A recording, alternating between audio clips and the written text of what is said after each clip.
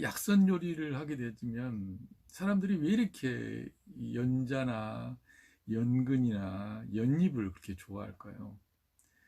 아마도 제 생각은 약선을 하시는 분들이 이 연과 깊은 사랑에 빠진 것이 아닌가 그렇게 생각합니다.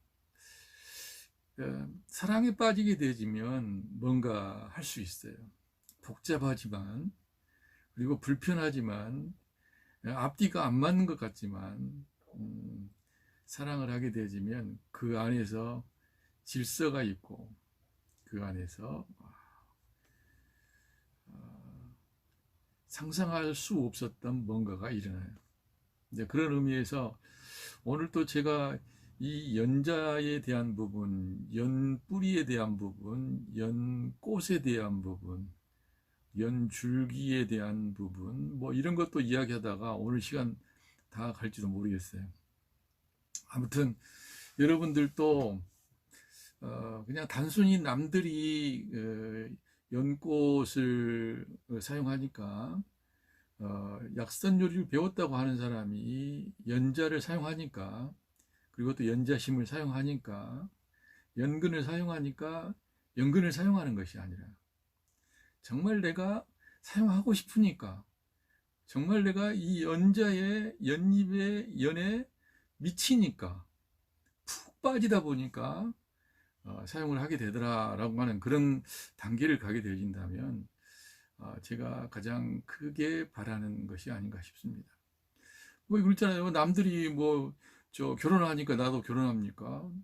또 남들이 뭐 얘기나 하니까 가정을 꾸리니까 그런 건 아니잖아요.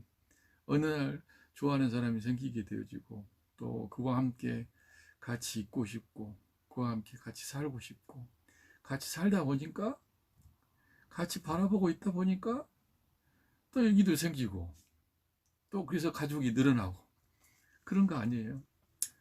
그런 걸 본다 한다면 여러분들도 이 연과 사랑에 빠져보는 것도 우리 약선 요리 공부하는 부분에 있어서 상당히 큰 메리트가 아니겠냐, 그런 생각이 듭니다. 그래서 오늘 그 연자에 대한 부분을 조금 더 짚고 넘어가도록 하겠습니다. 자, 연자 같은 경우는 그 지난주에도 잠깐 말씀을 드렸듯이 체질이 허약하고 심기가 부족한, 그래서 가슴이 번잡하고 불안해가지고 잠을 잘 잘 수 없는 그런 증상이나, 그리고 비장과 신장이 약해가지고 변이 묽거나 설사를 자주 하는 그런 경우, 이런 경우는 이제 비장에 문제가 있을 때, 비장의 양기가 부족하게 되면 이 변이 묽거나 설사를 이제 자주 하죠. 그 다음에 신장이 약하게 되면 남자는 이제 유정 증상이 있고, 그 다음에 여자 같은 경우는 냉대야와 같은 이런 증상들이 나타나게 됩니다. 근데 이 우리 연과 관련되어져서 연자를 이 필두로 놓게 되어지면 그 외에 연 뿌리가 있고, 연의 근경이 있고, 그걸 연절이라고 이야기하죠. 이제 우절이라고 합니다. 우절. 그 다음에 연의 이파리를 하엽이라고 하고, 그 다음에 연의 엽병과 화병을 하경이라고 이야기하죠. 그리고 꽃을 연화라고 이야기를 하고, 그 다음에 이 성숙한 이 화방을 이제 연방이라고 이야기를 하고, 그 다음에 이 연꽃의 수술을 이제 연발이라고 이야기합니다. 연이와 그 다음에 연자 심으로 이렇게 구성되는 것을 볼 수가 있어요. 오늘은 연잎도 다시 좀 더 공부를 하고 연뿌리도 보게 될 텐데, 먼저 잠깐 보면 연뿌리 같은 경우는 차가운 상태 그냥 생채로 먹게 되어지게 되면, 생이나 생즙으로 먹게 되면 열을 내리게 되어지고, 또 혀를 시원하게 열을 내려주게 하는 역할들을 하면 해독하고, 그 다음에 어혈들을 흩어지게 하는 그런 역할을 합니다. 그러나 이걸 익혀서 먹게 되어지게 되면 비장을 세우고, 비장을 튼튼하게 하고, 위장을 열어서 혀를 이롭게 하고 근육을 살을 생기게 하고 설사를 멈추게 하는 그러한 효능들을 발휘를 하게 되어집니다. 이제 그래서 연자를 그렇게 이제 우리가 많이 이제 활용을 한다고 그랬어요. 그래서 이제 너무 지나치게 또 연자만 이야기를 하고 있으면 여러분 너무 심심할까봐 우리 이제 연입으로 들어가 보도록 하겠습니다. 그래서 제가 조금 전에 잠깐 말씀드렸던 것처럼 여러분들도 이 연잎과의 진한 인연에 한번 빠져 보셨으면 좋겠습니다. 뭐 빠져 그러면서 하잖아요. 연잎에 푹 빠져 보세요. 연잎에 푹 빠지면 연잎을 따다가 그걸 먹기만 하는 것이 아니라 애들처럼 그걸 들고 다니면서 햇빛도 가릴 줄 알고 비도 가릴 줄도 알고 그걸 가지고 여러 가지 일들을 다 할 수가 있어요. 그래서 여러분들 연잎과 아주 진한 인연을 만난 찐연이라는 인연으로 만난 그 인연을 고맙고 감사하게 생각하면서 오늘 이 시간은 연잎과 사랑에 빠져보는 그런 시간이 되도록 하겠습니다. 자, 기대가 되시죠? 절대 확실한 건 연잎은 여러분들을 배신하지 않습니다. 연잎은 결코 여러분들을 실망시키지 않습니다.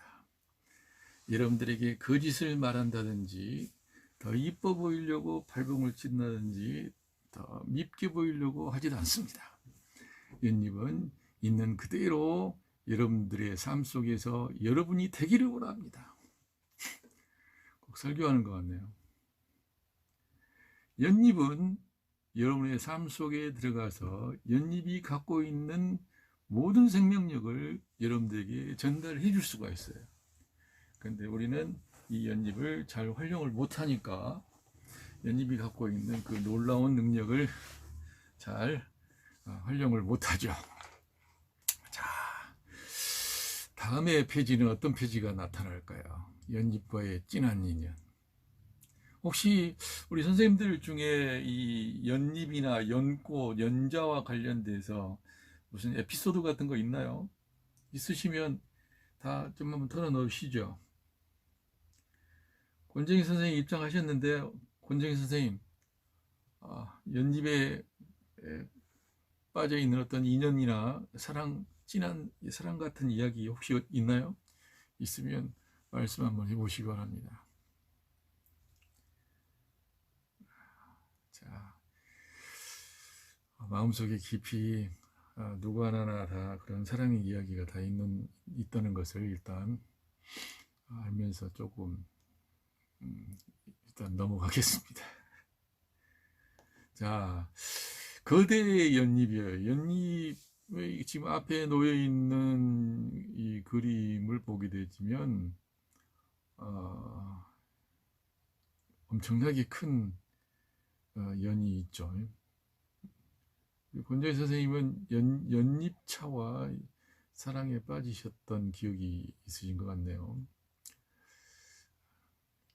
그 사랑을 하면서 또 그 사랑에 빠져가지고 무슨 어떤 에피소드들이 있었는지 그것도 굉장히 중요합니다. 왜냐하면 사람은 경험의 동물이고 또 그 경험 속에서 경험을 또 갉아먹고 살고 그런 부분이 있기 때문에 연잎 엄청 크죠? 이 연은 이제 가시연입니다. 가시연인데 거의 뭐 그 작은 큰 의자 하나만큼 아주 커요. 엄청나게 크죠. 여기다 집 한 채 지어도 될 만큼 큰 연입니다. 그래서 거대연. 이 정도 이걸 가지고 만약에 이 연잎으로 차를 만든다 한다면 한 1년은 먹을 수 있지 않을까. 그리고 이 연잎으로 차를 만들어서 만약에 우리 몸속에 들어오게 되면 이 안은 아마 우리 몸속에 대단한 일을 해낼 수 있을 겁니다. 그래서 도대체 이 연잎이 어떤 효능으로 어떤 일들을 할 것인가 이런 부분을 우리는 오늘 좀 살펴봐야 돼요. 자, 연잎의 표면을 보게 되면 연잎의 앞면입니다. 앞면. 그리고 또 연잎의 이제 뒷면이 있겠지만 연잎을 표면을 보게 되지만 굉장히 물의 초수성이라고 하던가요? 이 물을 이렇게 초월하는 이런 그, 그 특성들을 가지고 있어요. 제가 왜 오늘 연잎의 약선 분석하면서 연잎 앞면을 보고 뒷면을 보고 큰 걸 보고 자꾸 그러느냐. 사랑에 빠지려면 자세하게 보고 또 봐야 됩니다. 보고 또 봤더니 이제 이쁘게 보이고, 보고 또 자세히 보니까 사랑스럽게 보이고, 그래서 또 보고 또 보더니 사랑에 빠진 거예요. 여러분들도 자세히 보게 되지면 사랑에 빠지게 되고, 그것들이 과연 나에게 와서 또 그에게 가서 무엇이 되는지 깊이 알게 될 겁니다. 심청이가 타도 넉넉할 듯 할 만큼 크죠. 혹시나 심청이가 혹시라도 그런 연잎을 만나가지고, 근데 심청이는 연잎을 만난 게 아니라 연꽃 속에서 나왔잖아요. 꽃 금방 바꾸시군요. 그래서 이 물을 이기는 데는, 물과 함께 가는 데, 물을 살아있게 하는 데는 이 연잎이, 물과 관련된 부분을 극복하는 힘은 연잎이 있어요. 그럼 우리 몸속에서 물과 관련된 것들이 뭐가 있을까요? 뭐 수종이 있다든지, 뭐 아래 그 하체 쪽에 뭐 이렇게 비만 증상이 있다든지, 그 다음에 복수가 찬다든지, 그 다음에 물을 뭐 먹고 싶지 않다든지 하는 이러한 부분 같은 경우, 물을 이겨내지 못하는 어떤 특성, 물과 조화를 이루지 못하는 어떤 특성 때문에 그런다고 볼 수가 있거든요. 그런 것을 봤을 때는 바로 이 연잎의 표면을 볼 때, 연잎을 먹게 되어지면 이 물을 더 물답게 만들어 주면서도 물을 극복해내는 힘을 갖게 한다. 물속에 있지만은 물에 젖지 않는, 물속에 있지만 물을 이용할 줄 아는 이런 능력이 연잎 속에 있다고 볼 수가 있는 거죠. 자, 이건 이제 가시연잎의 이제 앞면이나 뒷면인데 제가 잘못 썼습니다. 그쵸? 앞에도 앞면이라고 여기도 앞면.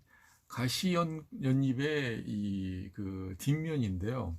뒷면을 보게 되어지면 거의 나무가 몇 그루 정도는 이렇게 있는 것 같이 보여요. 큰 연잎에 영양분들을 공급을 하고, 또 이산화탄소, 산소와의 공급, 탄소 동화작용들을 하고, 하늘의 기운을 또 물속의 기운을 또 하늘로 이렇게 주고받는 조화 균형을 위해서 이 일이 발달되어 있는 겁니다. 근데 저 물속에 내려가는 힘도 막강하지 쉽지 않은 일이고, 또 물속에서 그 큰 이파리를 충족시킬 수 있는 일도 보통 일이 아니기 때문에 실제로 이렇게 대단한 네트워크를 형성을 하고 있는 겁니다.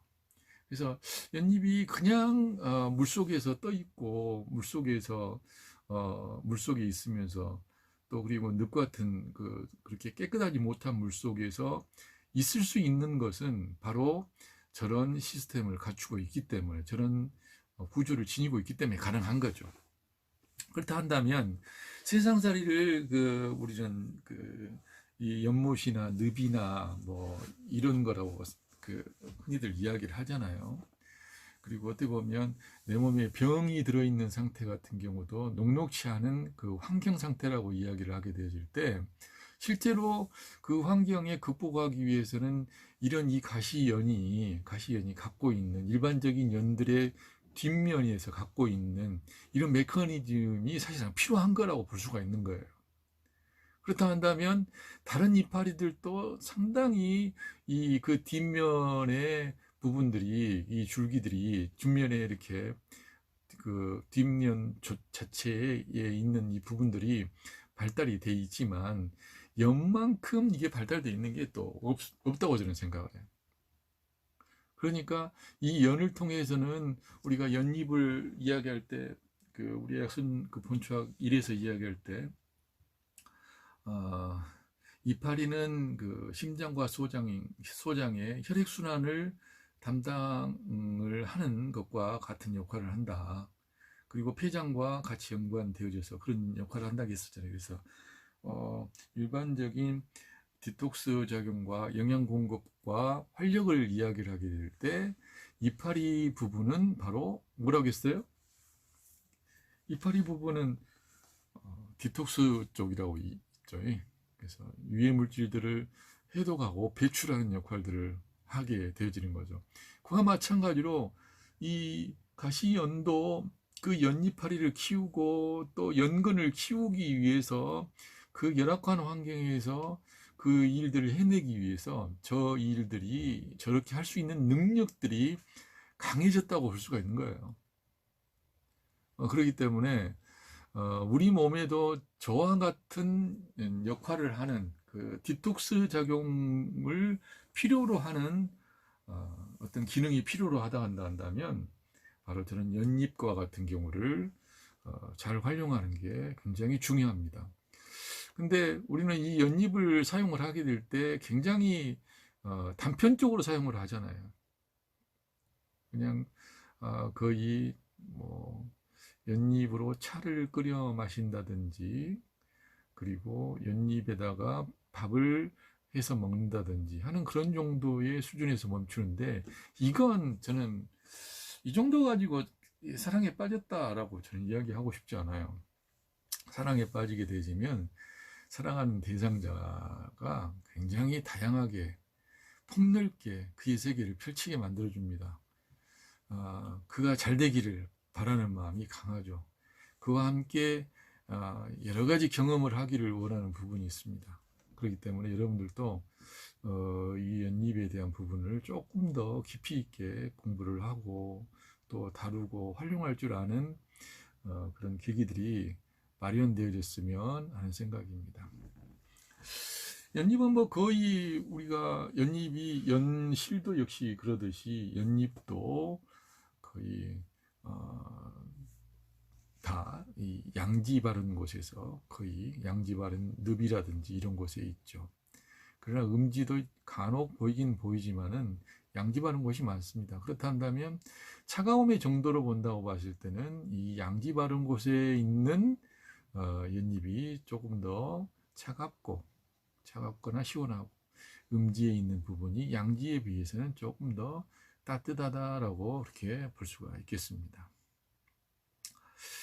그렇죠? 김지현 선생님은 연잎을 우산으로 쓰고 다녔다라고 말씀하시는데, 그게 아주 어릴 때입니까? 아니면 다 커서 그랬습니까? 근데 그 대부분 보면은 이게 어려서 쓰고 다니면 천진난만하게 보이게 되어지고, 또 나이가 들어서 그렇게 하는 모습을 보게 되지면 상당히 이게 뭐라고 합니까? 굉장히 철없다는 건 알고요. 굉장히 그냥 좋은 의미로 소박하다, 그다음에 순수하다, 이렇게 이야기를 하죠.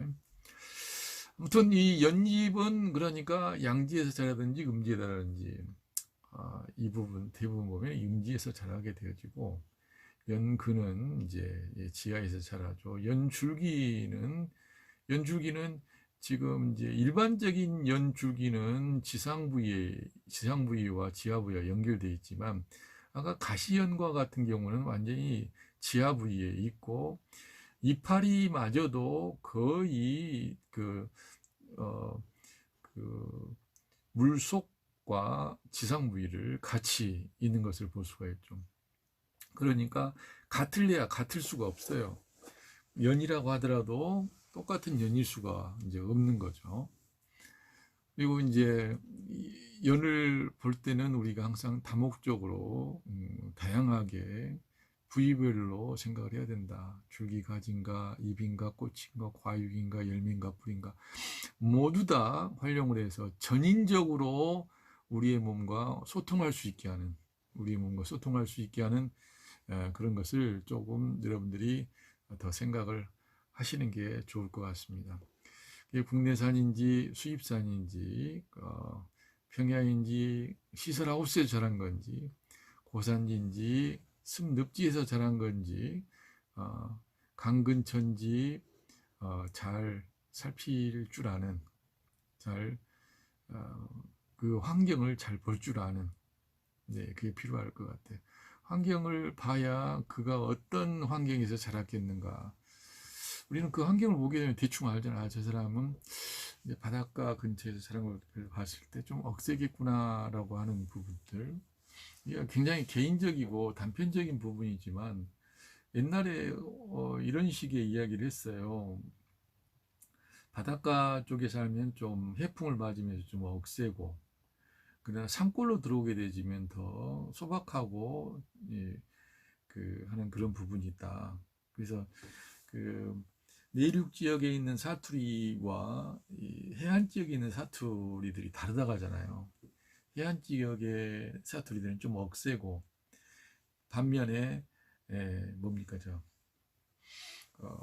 산간 지역의 사투리 같은 경우 좀 부드럽다고 이야기하지 않습니까? 뭐 예를 든다 한다면 어, 산간 지역에 있는 사투리 중에 부삭해 생솔갱이를 집어넣었더니만 어찌 그리 냉가리가 난다냐니 하는 이런 그 전라도 사투리가 있거든요. 전라도 그 산골에 사는 사람들의 사투리인데 부삭해 생솔갱이를 집어넣었더니만 어찌 그리 냉가리가 난다냐니 이렇게 이야기를 하는 밤에 부산 사투리 중에 하나는 화 다 때려 팍 막 체하피를 한다 막 이렇게 하면 좀 강한 것 같은 그런 느낌이 든다는 거죠.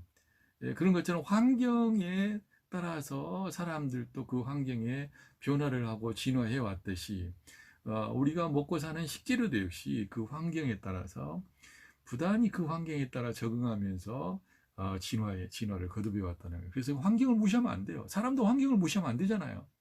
그래서 그 환경을 보고 그 사람을 선택하잖아요.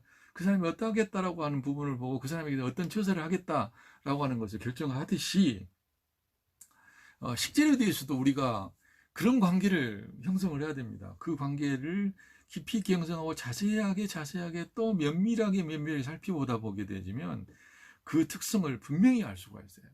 햇빛 속에 있다라고 하는 거, 태양광속에 노출됐다라고 하는 것만 보더라도 그 속에서 평생을 살았다라고 하는 그것만 보더라도 얘는 좀 시원하거나 차가운 성질이 반드시 가지고 있겠구나라고 이제 이렇게 볼 수가 있는 거죠.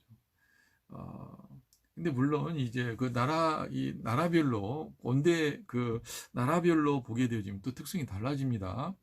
분명히 달라져요. 지금 제가 이 이야기를 하는 것은 온대 기후 내에서 이야기를 하는 거고 한대 기후의 형태로 가게 되면 한대 지방에서는 햇빛에 노출되어 있는 데가 더 추워요.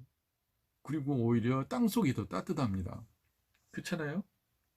오히려 따뜻해. 그러나 온대 지방 같은 경우에서는 봄과 여름에 지상 부위가 더 따뜻하고 지하 부위가 더 추워요. 더 시원해요. 이제 그런 걸 봤을 때 그 차갑고 시원하고 어, 어, 따뜻하고 이게 그 시원한 그 부분에 따라서 그것과 관련돼서 조화를 맞추면서 진화하고 적응한다라고 보는 겁니다. 그래서 이제 우리가 이 연잎을 좀 정리를 해보게 되면 연잎 같은 경우는 사실 그 출혈성 질병을 치료하고 살이 많이 찐 사람들의 살을 빼주고 고지혈증과 동맥경화와 지방간을 치료하는데 큰 효과가 있다. 이렇게 우리가 볼 수 있습니다. 여러분들은 이 고지혈증과 동맥경화증과 지방간에다 초점을 좀 맞추셔야 돼요. 이러한 이 부분 같은 경우는 바로 무엇보다 몸속에 있는 노폐물들, 몸속에 있는 지나친 어, 잉여 물질들이 밖으로 빠져나가지 않고, 그게 잉여 물질들이 에너지화 되지 않고 몸에 쌓이게 되어져서 결국에는 병적인 형태로 나타나는 현상들이 바로 이제 이런 거라고 볼 수가 있는 거예요. 그래서 그런 부분들을 하기 위해서는 굉장히 다이나믹하면서도 굉장히 어, 구조가 튼튼한 그런 능력이 필요한 겁니다. 이제 그 부분에 바로 연립과 같은 것이 그 역할을 해낼 수가 있겠다라고 볼 수가 있죠. 그래서 연립 같은 경우를 저는 그 비만이라든지 그다음에 고지혈증이라든지 동맥경화, 지방간, 그다음에 중풍 이런 증상들, 그다음에 고혈압에 관련된 당뇨에 관련된 이런 증상이 있으신 분들은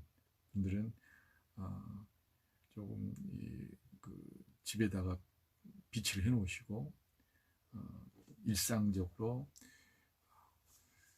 일상적으로 늘 사용을 하시는 것이 참 좋으리라고 생각합니다. 이파리를 덮어서 차로 드시든 이파리를 가루를 내어서 떡을 만들어 드시든 아니면 이파리를 또 가루 내서 음식을 할 때 나물을 무칠 때 한 티스푼씩 집어넣어서 나물을 무치든지 하는 여러 가지 방법을 통해서 이 연잎은 여러분의 생활 속에서 자주 이용됐으면 좋겠습니다. 그냥 된장이 좋다니까 된장만 자꾸 쓰려고 하지 말고 된장에다가 또 많이 들라고 생각하지 마시고 조금씩 오랫동안 갈 수 있게 해주면 훨씬 좋다고 말씀드리고 싶습니다. 자, 그러면은 이제 그 약선 응용에서 봤을 때 하엽밥이 있겠어요. 그 하엽밥을 지을 때는 억센 것도 사실 상관없어요. 근데 이제 밥을 지을 때 하엽의 이제 부드러운 부분을 이제 사용을 해가지고 이제 밥을 지어서 먹는. 여기는 뭐 돼지고기 들어가고 표고버섯 들어가는 게 중국식인데 밥은 여러분들이 편하게 그냥 넣어서 만들어서 드시면 됩니다. 편하게 넣고 싶은 거 넣어서 드시는데 우리가 저 오곡밥을 이왕이면 하엽에다가 같이 넣어서 하면 좋지 않겠는가. 노현정 선생님 감사합니다. 또 이렇게 목소리도 좋다고. 저는 근데 목소리가 조금 이렇게 앵앵거리기도 하고 조금 너무 잠 오는 목소리인 것 같아가지고 실제로는 제가 좀 그렇게 마음에 들지 않아요. 그래서 조금 좀 교정을 해보려고 하는데 아마 이 강의가 다 끝나야 본초학 강의가 다 끝날 때 정도에 좀 감을 잡지 않을까. 지금도 제가 지금 그 라이브로 듣는 목소리하고 그 녹화를 해놓고 듣는 목소리하고 달라가지고 상당히 애매해요. 아무튼 그런데 하엽밥을 지으실 때 오곡으로 지으시면 좋겠다. 그래서 우리가 오곡에 봄, 여름, 가을, 겨울 형태로 사용하는 부분도 있었죠. 그래서 이제 뭐 그 오곡이 뭐뭐 있었죠? 오곡이 5가지 오곡 말씀드렸던 그 오곡 말씀해 보세요. 자, 거꾸로 이야기를 해볼게요. 앞에서 선생님들은 말씀하세요. 저는 뒤에서 이야기하겠습니다. 검정콩, 현미,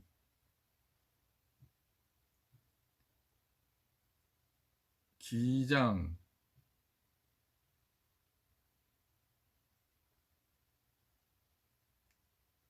수수.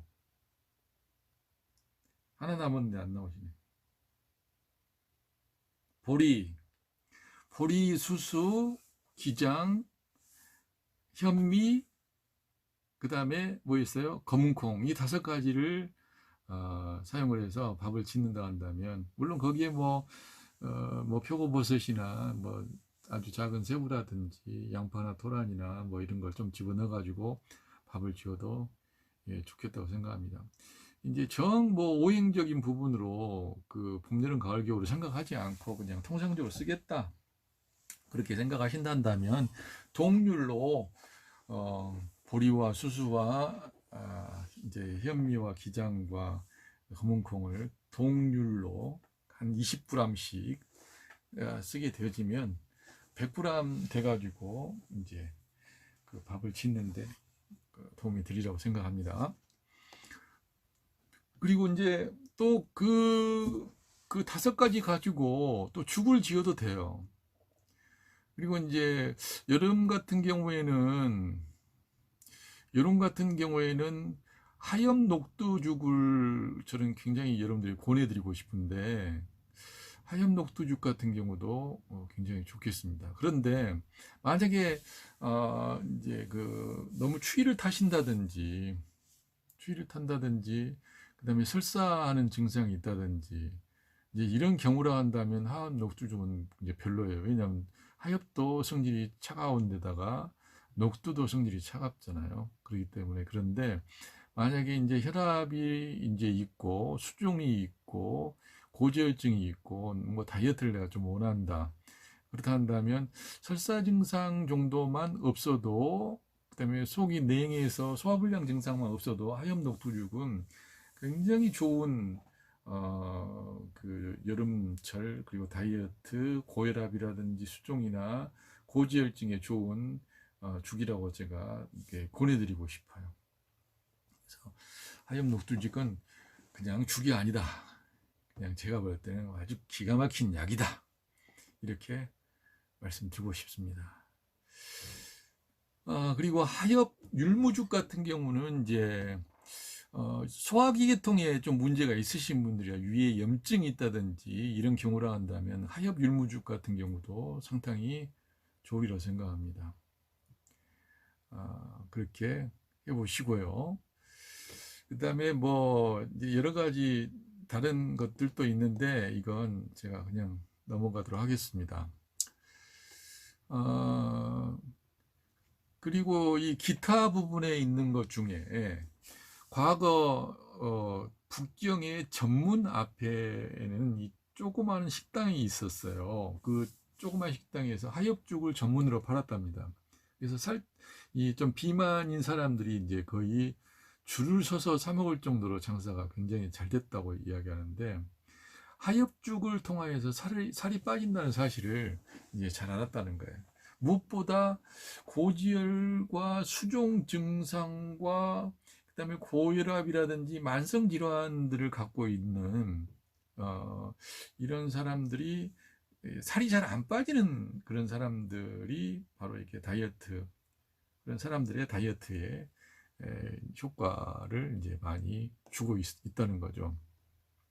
그리고 명나라의 그 대사공이라고 하는 사람이 증치요결이라고 하는 부분에서도 뭐라고 이야기했냐면, 하엽을 먹으면 몸이 마른다, 살이 빠진다라고 하는 그런 말을 했는데, 이 바로 하엽이라고 하는 것은 굉장히 다이어트에 효과가 있다. 그런데 그냥 물을 빼내는 부분도 있지만 이뇨작용, 뭐 수종을 빼내는 그런 작용도 있지만은 혈지방과 고지혈증들 같은 경우를 이렇게 빼내는 효능들이 있단 말이에요. 왜냐하면 그 뭡니까 하엽의 탄닌 성분들, 이 떫은 성분들 자체가 바로 그러한 역할들을 하는 거죠. 그리고 옛날에는 그렇게 그냥 그 하엽을 한방약으로 이렇게 사용을 했는데, 지금 현대에 와가지고는 이제 살을 빼고 혈지방을 낮추는 그런 약으로도 굉장히 많이 쓰고 있어요.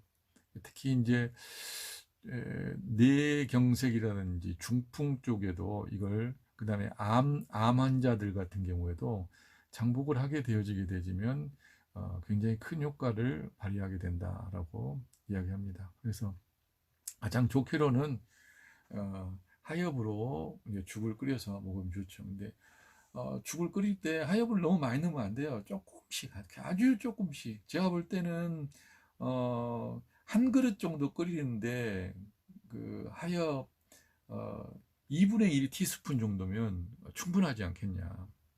그래서 반복해서 사용을 하게 되면 참 좋겠다 그렇게 생각을 하고요.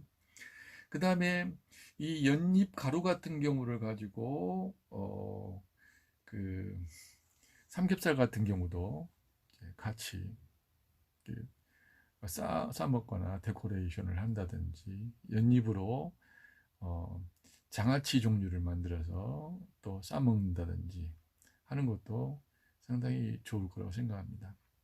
그리고 이제 차조잎, 자소자이죠.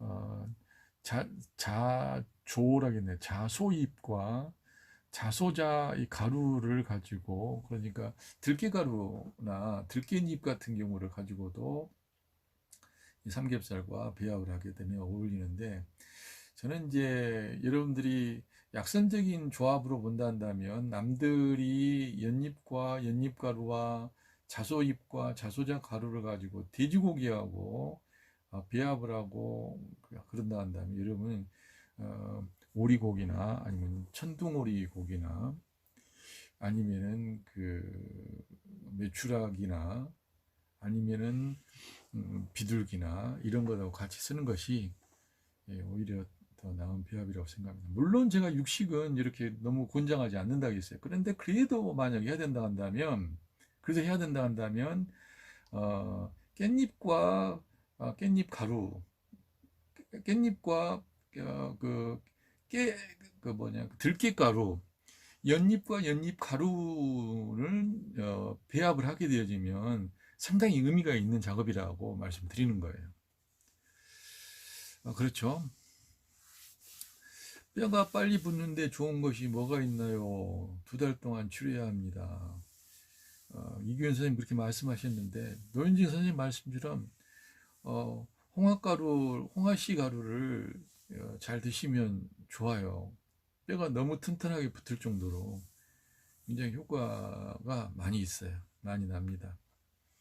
그리고 이제 무엇보다도 기훈 선생님 같은 경우는 뭔가 한 가지를 하면 꾸준히 하시니까 그것도 꾸준히 하시면 금방 큰 효과를 보시죠 생각합니다. 만성 비만이 라고 말씀하셨는데 그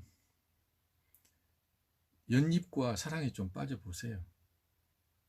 그래서 아주 깊이 한번 빠져보세요. 그래서 연잎에 대해서 연구하고 또 연구하고 연구하세요. 연구 결과와 연구되어져 가는 과정을 우리 선생님들하고 같이 공유하고 저하고도 같이 계속 공유하면서 나는 요렇게럼 지금 이런 사랑을 하고 있다. 이제 이렇게 이야기를 말씀해 주시면 여러분들 큰 도움이 되리라고 생각을 합니다. 자, 연근입니다. 연근. 지금 연자를 보고 연잎을 보고 이제 연근으로 넘어왔어요. 연꽃도 봤으면 좋겠는데 연꽃에 대한 부분은 그렇게 큰 자료들이 많이 없어서 일단은 연근을 보고 난 다음에 시간을 잠깐 보도록 하겠습니다. 연근은 바로 이제 이렇게 생겼죠. 이렇게 구멍이 뻥뻥 뚫려 있습니다. 상당히 그 땅속에 깊이 묻혀 있어요. 그래서 깊이 또 덩이뿌리 형태로 해서 서로가 연결되어져서 형태로 묶여져 있습니다. 이렇게 연결되어 있는 그 뿌리들 중에 머우 뿌리 같은 경우도 상당히 이렇게 연결되고 막 그랬더라고요. 근데 연결된 부분에 중간 이렇게 마디마디에 보게 되면 큰 그 덩이가 있는데 그 덩이는 또 양쪽을 연결해주는 그런 네트워크 역할을 잘하고 있더라고요. 나중에 제가 머우 뿌리를 한번 제가 제대로 된 걸 캐서 여러분들에게 한번 보여드릴게요. 그러니까 그건 기대를 하시고, 그런 것처럼 연근 같은 경우도 그 전체가 똑같은 게 아니고 덩이로 붙었다고 또 옆에가 또 붙어 있고, 이제 그런 걸 볼 수 있죠. 자, 요즘 연근을 가지고 굉장히 많은 일들을 합니다. 그 많은 일들을 한다는 것은 연근의 효능들을 알고 연근이 값어치가 있기 때문에 그러는 거죠. 대표적으로 연근으로 많이 하는 연근으로 뭐 샐러드를 한다든지 연근으로 장아찌를 담근다든지 하는 것도 있지만, 연근으로 연근칩을 만들어서 이제 또 거기에 약간의 꿀을 바른다든지 아니면 엿당을 발라서 과자 형태로 만든다든지, 순수하게 그 연근의 꽃차 색깔이 있는 꽃차에다가 담궈서, 예, 이걸 차의 형태로 개발을 한다든지 이제 하는 경우들도 있는 걸 봤어요. 그냥 먹어도 맛있는데 또 여기에 뭐 뭡니까 그 김 같은 경우를 바르고, 김 바르면서 그 위에 깨 같은 경우를, 그다음에 참깨도 올리기도 하고 들깨도 올리기도 하고 해가지고 하는 경우도 있는데, 이것도 가능한 건 뭐냐면 연근에 미친 거예요. 연근과 사랑에 빠진 거예요. 연근의 그 마력에 깊숙이 빠진 것이기 때문에 가능한 건. 그러다 보면 더 이쁘게 만들어주고 싶고 더 빛나게 만들어주고 싶고 하는 그런 마음이 생겨나는 것 아니겠습니까? 자, 연근도 역시 마찬가지로 이 연근의 일반적인 상황으로 보게 되면 이제 지하 부위에 있겠죠. 그러나 우리가 주요하게 지금 살펴봐야 될 것은, 만약에 살펴봐야 될 것은 국내산인가 수입산인가. 국내산 같은 경우도 제주도 쪽으로 이렇게 아주 가장 밑에 있는 남쪽에 있는 것인가, 아니면 북쪽에 있는 것인가, 중부 내륙 지역에 있는 것인가, 아니면 산간 지역에서 있는 거예요. 수입 같은 경우도 바로 온대 지방에서 자라는 곳에서 수입을 한 것인가, 아니면 대부분 베트남 쪽에서 많이 오는데 베트남과 같이 열대 지방인가, 거기에 따라서 역시 연근의 성질도 다를 수밖에 없다라고 하는 것을 짚고 넘어가고 싶습니다. 이거 좀 안 했으면 좋겠죠. 근데 지겨워도 하셔야 돼요. 지겨워도 볼 때마다 양지냐 음지냐 땅속이냐 땅 위냐, 그게 국내산이냐 수입산이냐, 그게 평야냐 고산지냐 습늪지냐 산일도냐 강이냐 바다냐, 그게 사용하는 부위가 지하인데도 불구하고 줄기 쪽에 더 가깝냐, 아니면은 뿌리 쪽에 더 가깝냐, 아니 지상 부위 쪽에 가깝냐, 아니면 지하 쪽으로 더 깊이 들어가 있느냐, 그게 다 달라요. 우리가 무 같은 경우만 하더라도 푸른색 쪽하고 밑에 하얀 털 막 달려있는, 새뿌리가 달려있는 그 아주 가장 밑에 있는 부분하고 맛도 다르잖아요. 무 같은 경우도 파란색 부분이 있는 쪽으로 올라갈수록 단맛이 나고, 밑으로 내려갈수록 이 잔털이 나 있는 쪽으로 갈수록 무슨 맛이 나요? 매운맛이 나잖아요. 그런 걸 보게 되면 위아래 부분이 이제 각각 다르죠. 그래서 똑같이 보면 안 돼요. 여러분들 이게 사람한테 그 비유를 들어서 그러지만, 만약에 우리가 그 아이가 있다고 한다면 집안에 한 배 속에서 낳은 애라고 하더라도 첫째의 성격이 다르고 둘째 다르고 셋째 다르잖아요. 근데 그 다를 수밖에 없는 것은 분명히 우리가 알아채지 못할 만큼의 환경이 있었던 거예요. 분명히 있었던 거예요. 그러면 그래도 비슷하다고 하는 부분이 이제 쌍둥이인데, 쌍둥이 같은 경우도 성격이 다르잖아요. 영향이 다르다는 이야기야. 그래서 애시당초 뭐 경쟁한다라고 하는 부분을 볼 때 서로 다른 환경에서 태어난 사람들이 경쟁을 한다라고 하는 것은 정말 말도 안 되는 일입니다. 그래서 성경에서는 적어도 경쟁자는 이 정도나 돼야 된다라고 하는 부분의 모델로서 뭐가 나오냐면 쌍둥이가 나와요. 쌍둥이. 이를테면 가인과 아벨은 아니고 뭡니까 쌍둥이 형제가 있어요. 그 쌍둥이 형제가 있는데 그 야곱과 저도 이제 신학대까지 졸업한 사람이 이제 이래야 되는가 모르겠네요. 갑자기 생각이 안 나네요. 그러니까 쌍둥이 정도가 돼도 이게 경쟁은 되냐 안 되냐.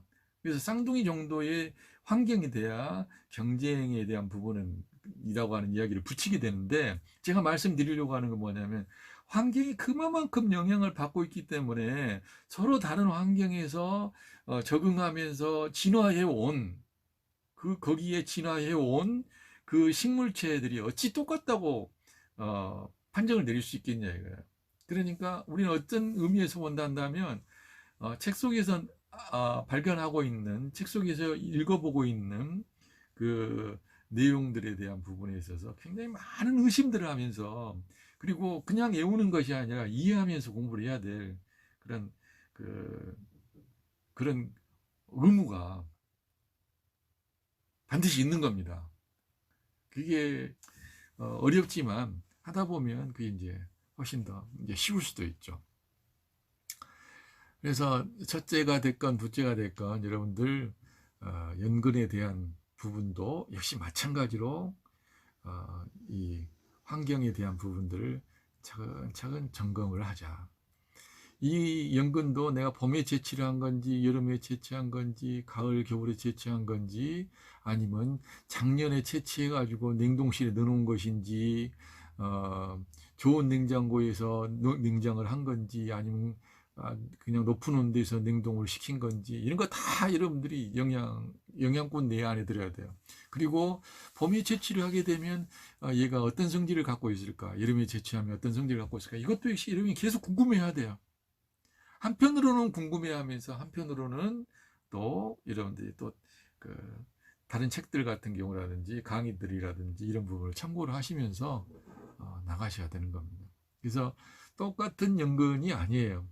나라에 따라서 내가 들어왔었던 그 환경에 따라서 그 연근이 차가울 수도 있고 시원할 수도 있고 따뜻할 수도 있고 뜨거울 수도 있고 다 이렇다는 것을 일단 열어놓고 여러분들 임하셔야 됩니다.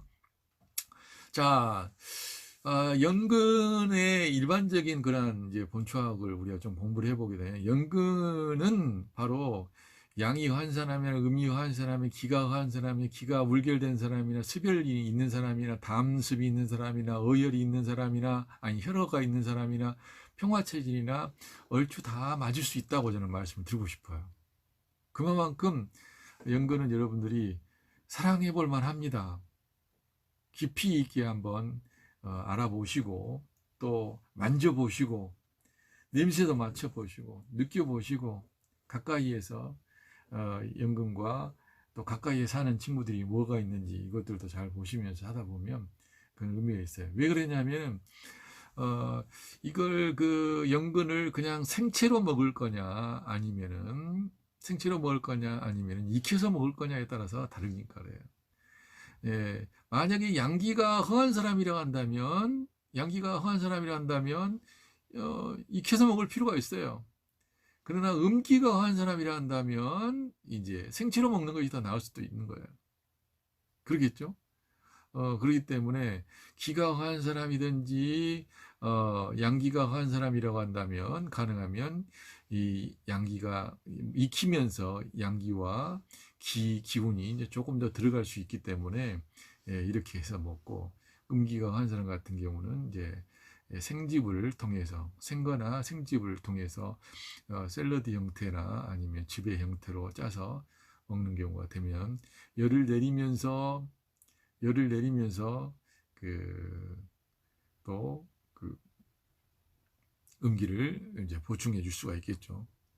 그래서 이 생즙을 먹게 되면 열이 나고 이제 가슴이 답답한 증상, 코피가 난 이런 토혈과 각혈과 혈뇨에 좋습니다. 일반적으로 연은 이 수렴하는 기능이 이제 강하다 보니까 그 피와 관련해서는 지혈작용이 일단은 강해요. 지혈작용이 있고, 그다음 피를 시원하게 하고 또 피를 돌게 하는 그런 능력을 갖고 있습니다. 그리고 만약 이게 익히게 되어지면 익은 삶은 연근 같은 경우는 이제 빈혈이나 체질이 허약한 사람들, 영양불량이나 고혈압이나 고지혈이나 습관성 변비나 간질 환자에게 도움을 주는 거죠. 그러면 익힌 것만 고혈압과 고지혈, 습관성 변비, 간질 환자에 좋냐? 이렇게 생각하시면 안 돼요. 아까도 말씀드린 것지만 내 몸의 상태가 냉증이면 익혀서 쓰는 게 좋고, 내 몸의 상태가 열증이면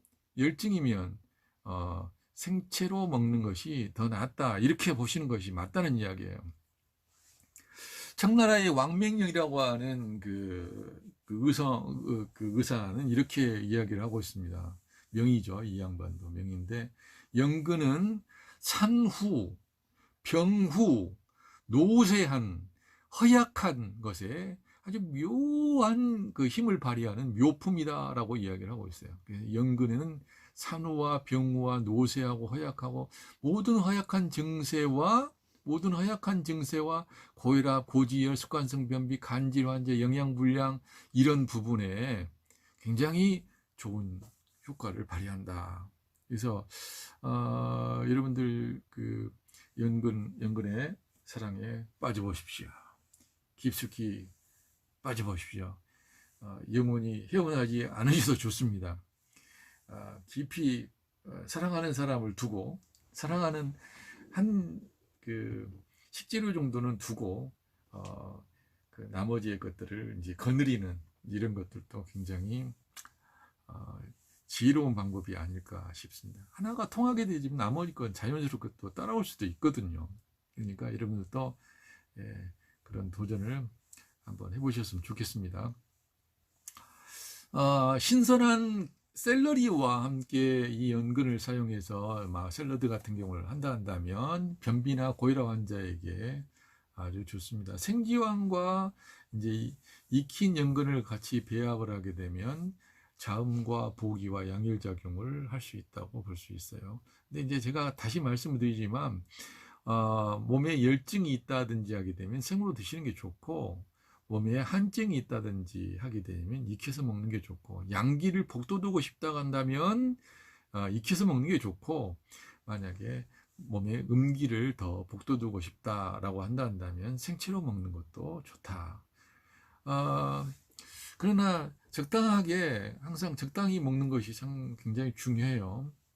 그래서 이 연근과 연자를 같이 사용을 하게 되면 역시 이제 그 폐를 보호하면서 기를 더 이롭게 하고 지혈을 멈추게 합니다. 그 다음에 연근과 백합을 쓰게 되어지면 역시 폐를 촉촉하게 적셔주면서 또 기침을 멈추게 하는 효과를 발휘하죠. 그 다음에 이제 갈비와 함께